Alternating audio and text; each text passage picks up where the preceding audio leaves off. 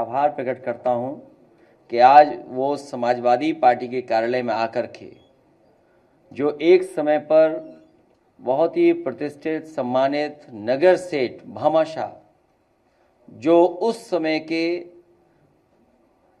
न केवल दानी थे बल्कि राष्ट्र और देश के हित में जो फैसले ले सकते थे और महाराणा प्रताप के सबसे बड़े सहयोगी, अगर कोई उस समय हल्दी घाटी की लड़ाई के बाद था तो भामाशाह थे। आज हम उनको याद करते हैं। उनके तमाम जो मानने वाले लोग हैं जो बड़ी संख्या में आए, उनका भी मैं बहुत बहुत स्वागत करता हूं। जहां व्यापारी साथियों के साथ बैठक हुई, वहीं व्यापारी साथियों की बहुत सी चीजों को लेकर के चिंता थी। कहने को तो सरकार ये डबल इंजन की है। भारतीय जनता पार्टी के लोग कभी थकते नहीं हैं ये कहते हुए कि डबल इंजन की सरकार है। अगर इनका काम करने का तरीका देखें तो सच्चाई जाने तो आज सरकार में हर इंजन ईंधन की जुगाड़ में लगा हुआ है। जितने भी इनके इंजन हैं सब ईंधन के जुगाड़ में लगे हुए हैं। वहीं व्यापारी साथियों ने यह भी संकल्प लिया है कि बिना खर्चे के अपने स्थानों पर बैठ करके समाजवादी पार्टी का प्रचार के साथ साथ चुनाव में पूरी जिम्मेदारी के साथ सहयोग करने का काम व्यापार सभा के लोग करेंगे। जहां अर्थव्यवस्था सबसे महत्वपूर्ण है, हमारे व्यापारी साथियों की सुरक्षा, व्यापारी साथियों का सम्मान और उनके व्यापार को और सहूलियत मिले, उसके लिए सरकार में रहकर के हम लोग कदम उठाने का काम करेंगे।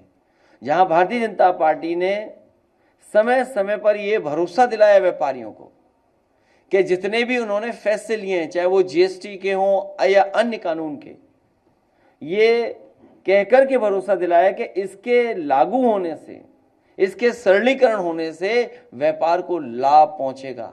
लेकिन सच्चाई यह है कि इन कानूनों ने हमारे व्यापारियों को जहां उलझाया है, वहीं व्यापार को भी संकट में डालने का काम इन गलत नीतियों के, इन गलत कार्यक्रमों के माध्यम से हुआ है। भाजपा के राज में, इस भारतीय जनता पार्टी के राज में व्यापार कारोबार आर्थिक सामाजिक आपातकाल के दौर से गुजर रहा है। ये नए तरह की इमरजेंसी है व्यापारियों के ऊपर। ये ऐसा समय गुजर रहा है कि जहां पर आर्थिक सामाजिक आपातकाल लग रहा है। कल एक खबर हम लोगों ने अखबारों में पढ़ी और बहुत सारे जुड़े व्यापारी ये बात जानते होंगे, जहां अखबार में ही लिखा है और सरकार का यह आंकड़ा ये कहता है कि पिछले एक साल में 35,000 एमएसएमई कंपनियां बंद हुई हैं देश में। आप सोचिए कि जो सरकार ये कहती है कि हम व्यापारियों की सरकार है, हम कारोबार को बढ़ाने वाले फैसले लेते हैं, वहीं एक साल में जो सबसे महत्वपूर्ण इकाई है हमारे अर्थव्यवस्था की, एमएसएमई, वो 35,000 बंद हो गई हैं। जहां सरकार की जो मेंटलिटी है, काम करने का जो तरीका है, वो जाहिर हो रहा है कि ये सरकार ट्रेड मेंटलिटी से काम कर रही है, जिसमें प्रोडक्शन की कोई जगह नहीं है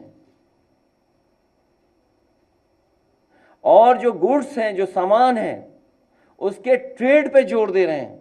आप कल्पना करिए कि अगर इसी तरीके से अर्थव्यवस्था चलती रही तो वो हमारे जो कारोबारी हैं, उद्योग चलाने वाले लोग हैं, छोटे मोटे काम करने वाले हैं, उनकी हालत आने वाले समय में कैसी होगी।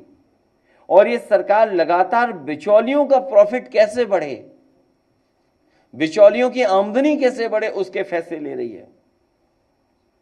कुछ भाजपाई मुनाफाखोरों की वजह से सारे व्यापारियों की सामाजिक छवि खराब हो रही है।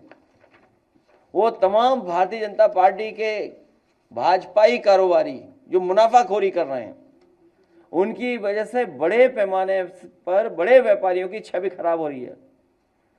भाजपा की विशेष चंदा पॉलिसी की वजह से सब जगह नजराना वसूला जा रहा है, जिससे महंगाई बढ़ती है, और अगर महंगाई बढ़ती है तो मांग घटेगी, और अगर मांग घटेगी तो हमारा व्यापार भी कम होगा। और व्यापारियों की इतनी आर्थिक स्थिति खराब है कि आज व्यापार चलाने के लिए उन पर पूंजी नहीं है, पैसा नहीं है। वो जहां व्यापार चलाने के लिए पैसा नहीं, तो आखिरकार व्यापार बढ़ाएंगे कैसे? और अब तो ऐसी भी सूचनाएं मिल रही और जानकारी आ रही है कि निवेश में एडवांस कमीशन की डिमांड हो रही है। अगर आप निवेश करना चाहते हैं तो आपसे एडवांस कमीशन की मांग हो रही है। और वहीं ऑनलाइन की चुनौती की वजह से हमारे बहुत सारे ट्रेडिशनल व्यापारी, उनका बड़े पैमाने पर नुकसान हो रहा है। और जिस तरह का टैक्स सिस्टम इन्होंने क्रिएट किया है, ये व्यापारियों के अंदर लगातार भय पैदा कर रहा है। कहने को तो ये कहते हैं कि हमारा टैक्स सिस्टम बहुत अच्छा होने जा रहा है, व्यापारियों की मदद कर रहा है, लेकिन सच्चाई ये है कि टैक्स सिस्टम व्यापार के लिए भय पैदा करता जा रहा है। जीएसटी के पुराने व झूठे नोटिस और पॉलिटिकल नोटिस, अगर कहीं व्यापारी समाजवादी पार्टी की विचारधारा उसकी अगर तारीफ भी कर दी उसने, तो जीएसटी के पुराने व झूठे नोटिस और सेटलमेंट के नाम पर पूरा वसूली का तंत्र काम कर रहा है। ये नई पॉलिसी है भारतीय जनता पार्टी की। जहां विशेष चंदा पॉलिसी थी, वहीं उन्हीं की अंदर ही अंदर सेटलमेंट की पॉलिसी चल रही है। और उसका उदाहरण कई हमारे व्यापारियों ने देखा है। कानपुर जैसे बहुत बड़े शहर में जहां बड़ा कारखाना कारोबार है, वहां पर महीनों सेटलमेंट के लिए पुलिस बैठाई रह गई। कई स्थानों पर, प्रतिष्ठानों पर महीनों उत्तर प्रदेश की पुलिस बैठाई गई अपने सेटलमेंट के लिए। और जिन्होंने अगर सरकार की नीतियों के खिलाफ, सरकार की मंशा के खिलाफ, जो व्यापारियों को नुकसान पहुंचा रही हैं, अगर उन्होंने आवाज उठाई तो उन पर ईडी, जीएसटी के भी छापे लगे और छापे मारे गए। बाद में चंदा पॉलिसी के तहत, सेटलमेंट के तहत उसका भी रास्ता साफ कर दिया। और जीएसटी की छापेमारी का बहुत दबाव है। हमारे व्यापारी कारोबार कब करें, जब जीएसटी का ही दबाव उनके ऊपर बहुत सारा है। और व्यापारियों पे रियलिस्टिक फिगर नहीं है अधिकारियों के पास। उसका दबाव बनाते हैं कि ये टारगेट है, इसको हमें वसूलना है। जैसे पुलिस को वोट डालने का टारगेट देते हैं, पीठासीन अधिकारियों को वोट डालने का फर्जी टारगेट देते हैं। इसीलिए हमारे व्यापारी भाइयों को परेशान करने के लिए जीएसटी विभाग टारगेट फिक्स करके चलता है। और जिस तरह का कॉम्प्लिकेटेड टैक्स सिस्टम है और जो टैक्स कंप्लायंस है, उसकी वजह से भी बहुत ज़्यादा हमारे व्यापारियों का नुकसान हो रहा है। और जो अकाउंट्स रिलेटेड जो खर्चा हो रहा है, उसका भी उन्हें बड़े पैमाने पे नुकसान होता जा रहा है। वर्किंग कैपिटल बची नहीं है, बैंक मदद ही नहीं कर रही है। बैंक में लोन लेने जाओ तो वो कमीशन मांगते हैं। उनके बैंक मित्र कमीशन मित्र बन गए हैं। अगर 5 लाख का आपको लोन चाहिए तो उसके लिए 50,000 एडवांस कमीशन देना पड़ेगा आपको। इसी पार्टी कार्यालय में एक बहुत गरीब व्यक्ति, जिसको कोई वसूली या इस तरह का भारतीय जनता पार्टी का कोई बैंक मित्र है, उसने गरीब से 50,000 वसूली और कहा कि तुम्हें 5 लाख का लोन दिलवा देंगे। अगर आपको उसकी जानकारी चाहिए हो तो मिल जाएगी आपको उसकी भी जानकारी। इसलिए एक समय आने पर समाजवादी सरकार व्यापारियों के लिए सुविधाएं देगी, व्यापार को आसान बनाने के लिए पारदर्शी नीतियां कैसे बने, और व्यापारियों को अधिकारियों से भी रक्षा के लिए, अधिकारियों से रक्षा के लिए भी हम लोग काम करेंगे। इधर अधिकारी भी उनकी सुरक्षा के लिए खतरा बन गए हैं। मुझे पूरा भरोसा है कि जिस तरीके से समाजवादियों ने हमेशा कारोबार, बड़े उद्योग लगें और उत्तर प्रदेश की अर्थव्यवस्था बेहतर हो, उसके लिए काम किए हैं। नेताजी जी से लेकर के समाजवादी पार्टी की पिछली सरकार जो थी, उसमें भी बड़े महत्वपूर्ण फैसले लिए। आज जब मैं अखबार पढ़ रहा था, वो देख रहा था, उसमें तो जो इंसेंटिव दिए जा रहे हैं आज भी, वो इंसेंटिव उन्हीं उद्योगों को दिया जा रहा है जो कभी समाजवादी सरकार में शुरू हुए थे, बने थे। चाहे वो नोएडा का सैमसंग हो, और चाहे आपके बगल में संडीला में पेप्सी का बड़ा कारखाना लगा हो। इसलिए बस कहने के लिए डबल इंजन की सरकार है, पर हर इंजन ईंधन की जुगाड़ में लगा है। मैं व्यापार सभा के सभी पदाधिकारियों का बहुत बहुत धन्यवाद देता हूं। हमारे प्रेस के साथी जो समय दिया हमें, उसके लिए बहुत धन्यवाद।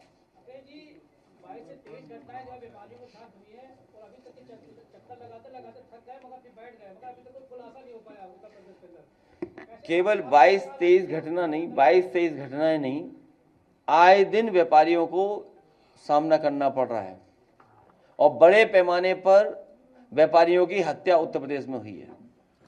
मुझे याद है बहुत पुरानी बात, ये रायबरेली के एक व्यापारी परिवार जो मुख्यमंत्री जी से मिला और उसने कहा कि हमें सुरक्षा की जरूरत है, लेकिन जब वो पहुंचा प्रतापगढ़ और रायबरेली तो उसकी हत्या हो गई। कई व्यापारियों का बड़े पैमाने पर शोषण हो रहा है। प्रयागराज में हमारी पार्टी के अध्यक्ष गए थे, जो उस बच्चे के साथ हुई है हरकत, जो घटना हुई, जितनी जल्दी और जितनी ठोस कार्रवाई होनी चाहिए थी, सरकार ने नहीं की। पिछले दिनों अमित शाह जी आए थे तो उन्होंने कहा था कि उत्तर प्रदेश में माफिया फैसले नहीं कर रहे, लेकिन दूसरे दिन लखनऊ में तमंचा सटाकर एक व्यापारी से पैसा लूट लिया गया। बताया जा रहा है कि अभी तक उस क्षेत्र के जो व्यापारी हैं वो दहशत में। कुछ सरकार के लोग जब सभा में जाते हैं तो आईना देख करके जाते हैं, तभी उन्हें याद आ जाता है ये हर डिस्ट्रिक्ट में माफिया है।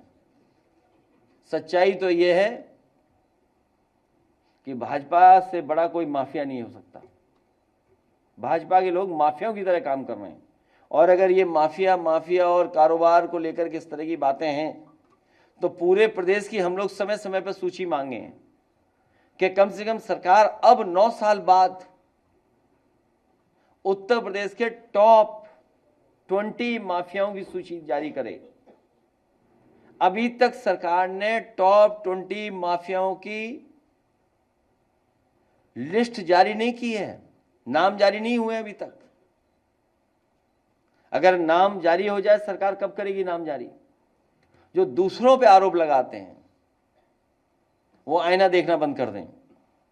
उत्तर प्रदेश की जनता जानती है कि स्टेट में माफिया कौन है, और अगर इस प्रदेश के माफियाओं की सूची नहीं आ पा रही है, तो कम से कम डिस्ट्रिक्ट वाइज ही माफियाओं की सूची आ जाए कि टॉप 10 माफिया डिस्ट्रिक्ट के ये हैं। न जाने कितने कारवार डीजीपी आए, बने, चले गए। कुछ लोग न जाने कैसी कैसे ताव देते थे, वो भी चले गए, लेकिन अभी तक टॉप 10 माफियाओं की सूची जारी नहीं हो पाई सरकार में। कम से कम प्रदेश की जारी करें, डिस्ट्रिक्ट की, हर डिस्ट्रिक्ट की जारी करें माफियाओं की सूची कि बनारस के टॉप 10 माफिया कौन है, चंदौली के टॉप 10 माफिया कौन है, मिर्जापुर के टॉप 10 माफिया कौन है, गोरखपुर के टॉप 10 माफियाओं में किस किस का नाम आता था, अब वो नाम नहीं आएगा। कुशीनगर में टॉप 10 माफिया कौन है, आपके लखनऊ के टॉप 10 माफिया कौन है, और टॉप 10 माफिया आपके कानपुर के कौन हैं, टॉप 10 माफिया कन्नौज के कौन हैं, टॉप 10 माफिया फरीदाबाद के कौन हैं। चलो वहां के ना बताओ, कम से कम इटावा और मैनपुरी के बता दो कि टॉप 10 माफिया इटावा के कौन हैं और टॉप 10 माफिया मैनपुरी के कौन है? हमें उम्मीद है कि सरकार टॉप 10 माफियाओं के साथ साथ गोरखपुर का न करें जारी, बनारस का हो सकता है कुछ और लगाव हो, न जारी करें वहाँ की टॉप 10 माफिया की सूची, भदोई की न जारी करें, चंदौली की न जारी करें, कम से कम इटावा की तो जारी कर दें। हम अपने जिले की मांग रहे हैं, इसमें क्या गलत मांग रहे हैं बताओ? और अगर मुख्यमंत्री नहीं जारी कर पा रहे हैं तो हमारे पत्रकार सारी आप जारी कर दो। मुझे लगता है अगर आपने जारी कर दिया तो इनकाउंटर की सूची में आपका भी नाम आ जाएगा।